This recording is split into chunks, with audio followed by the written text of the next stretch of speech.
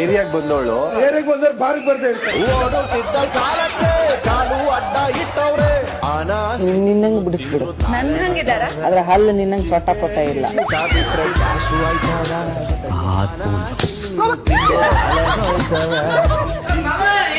ಯಾವಾಗಲೇ ನಿನ್ ಮಾವನ್ ಸವಾಸನ ಮಾಡೋ ಸಹವಾಸ ಮೂರ್ ಹೊತ್ತು ಉಪವಾಸ ನಾವೇನ ಮಾತಾಡಿದ್ರು ಅಮಾವಾಸ್ಯೆ ಪೌರ್ಣಮಿ ಬಂದ್ರೆ ಮಾತ್ರ ನಮ್ ಬಾಸ್ ಹಂಗೆ ಸರ್, ಇಲ್ಲಾಂದ್ರೆ ನಮ್ ಬಾಸ್ ನಾರ್ಮಲ್ ಸರ್.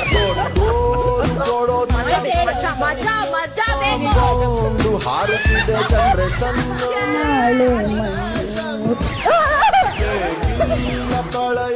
ಏನ್ ಹೇಳ್ರಿ ಪಕ್ಕ ತಾಯ್ನಾಡಿನ ಮಗ ರೀ ನೀವು. ರಾತ್ರಿ ರಾಘಂತ ತಲೆ ಕೆಟ್ಟೈತ್ ಮೇಳದ